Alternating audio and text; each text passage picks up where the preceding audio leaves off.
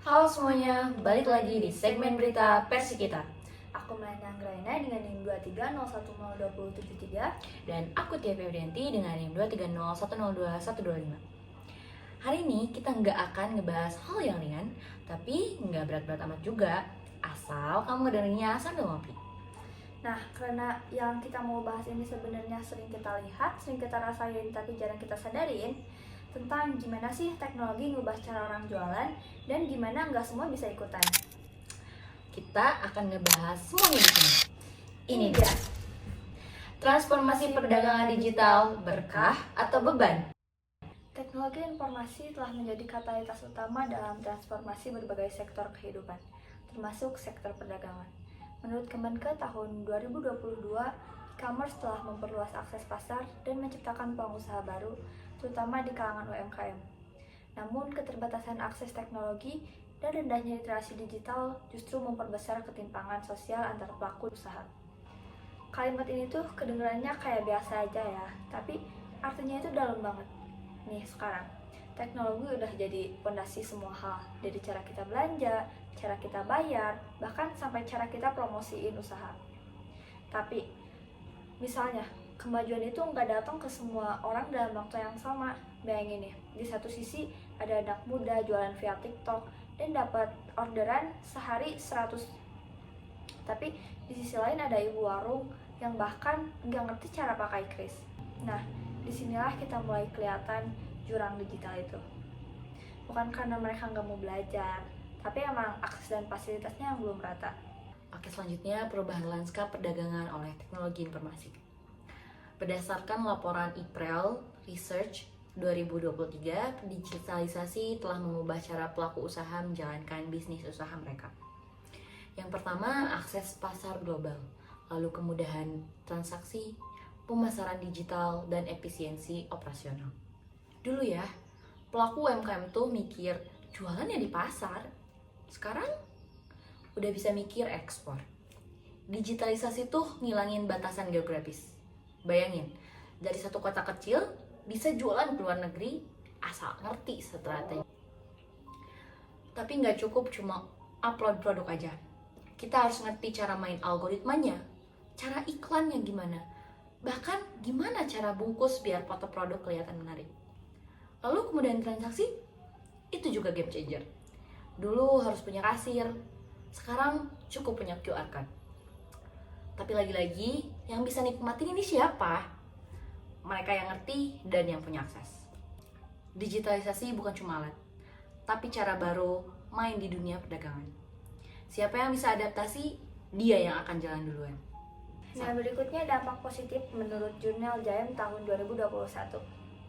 Yang pertama di sini ada UMKM dapat go digital, lalu selanjutnya peningkatan daya saing, lalu transparansi dan inovasi, dan meningkatkan pendapatan. Nah, aku pernah lihat nih, UMKM yang awalnya cuma jualan di pinggir jalan, sekarang omsetnya bisa puluhan juta dalam sebulan. Kenapa? Karena dia itu belajar pakai marketplace, aktif di media sosial, terus ngerti juga cara interaksi sama pembelinya. Lalu transparansi lewat ulasan juga bikin mereka makin inovatif. Mereka tahu apa yang kurang dan langsung dibenerin. Nah, itu tuh yang bikin bisnis mereka makin kuat. Intinya, teknologi itu bisa banget naikin kelas pelaku usaha, asal tahu cara pakainya aja. Lalu apa sih dampak negatifnya? Menurut P2S ID UMA 2022, dampak negatifnya yaitu yang pertama, kesenjangan digital, literasi digital rendah, dominasi platform bebas, dan juga toko fisik yang menurun.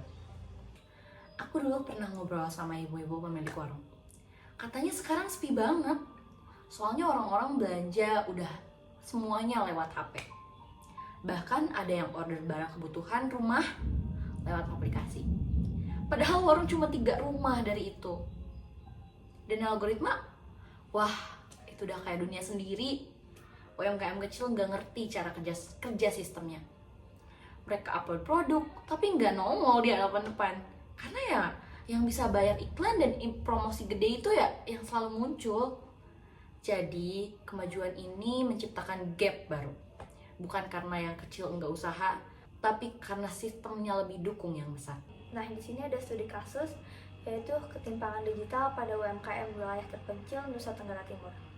Menurut riset CIPS tahun 2021, banyak UMKM di wilayah pedesaan seperti Nusa Tenggara Timur mengalami kesulitan digitalisasi. Meskipun pemerintah mendorong digitalisasi melalui program UMKM Go Digital, sebagian besar pelaku usaha kecil di sana belum dapat memanfaatkannya karena keterbatasan infrastruktur internet dan perangkat digital. Aku bisa bayangin nih gimana situasinya. Udah semangat belajar jualan online, tapi internet putus nyambung. Atau HP-nya nggak kuat buat aplikasi berat. Dan ini bukan cerita fiksi ya. Data nunjukin cuma ada 27% UMKM di sana yang punya akses internet stabil. Berarti lebih dari setengahnya bahkan nggak bisa mulai.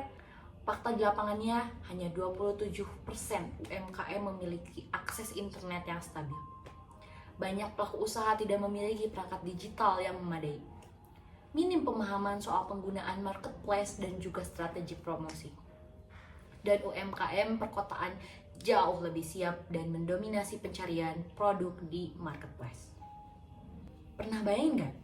Ada orang yang punya produk bagus, makanan khas daerah, kerajinan tangan unik, tapi mereka cuma nggak punya HP Android versi terbaru, yang mereka nggak bisa jualan online. Sementara di kota-kota besar, orang upload reels 1 menit bisa dapat ratusan pesanan. Dan ya, gap ini nyata dan makin hari makin lebar kalau nggak diselesaikan. Nah, selanjutnya ada solusi dan rekomendasi. Mengacu pada temuan dari IFREL tahun 2023 dari jurnal JAM tahun 2021, ada beberapa solusi yang dapat ditempuh. Pertama, pelatihan literasi digital untuk UMKM melalui kerjasama pemerintah dan platform marketplace. 2, inklusi digital oleh pemerintah, misalnya melalui program 1000 startup digital dalam UMKM Go Digital. Lalu yang ketiga ada kampanye cinta produk lokal untuk menyeimbangkan arus konsumsi. Dan yang keempat ada subsidi iklan dan pelatihan untuk pelaku usaha kecil di marketplace.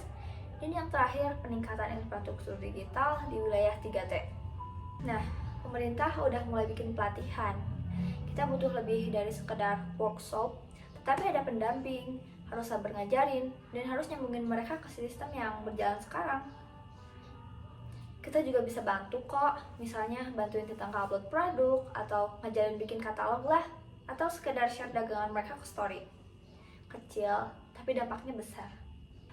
Teknologi informasi membawa banyak kemajuan dalam sektor perdagangan, namun juga menciptakan ketimpangan sosial baru. Solusi menyeluruh dibutuhkan agar manfaat teknologi informasi bisa dirasakan secara adil oleh semua pelaku usaha, termasuk yang berada di wilayah tertinggal. Sinergi antara pemerintah, pelaku usaha, dan masyarakat menjadi kunci menuju transformasi digital yang inklusif dan juga berkeadilan. Kalau kita semua jalan bareng, hasilnya pasti lebih rata. Digitalisasi bukan cuma buat generasi muda kota besar, tapi juga buat mereka yang jualan dari kampung, dari desa, dan dari tempat-tempat yang kadang nggak kelihatan di peta e-commerce. Transformasi digital itu bukan soal tren, tapi soal pemerataan. Kamu bisa jadi bagian dari perubahan itu. Karena teknologi harusnya ngebantu semua, bukan ninggalin sebagian. Transformasi perdagangan digital, berkah atau beban? Kamu yang nentuin.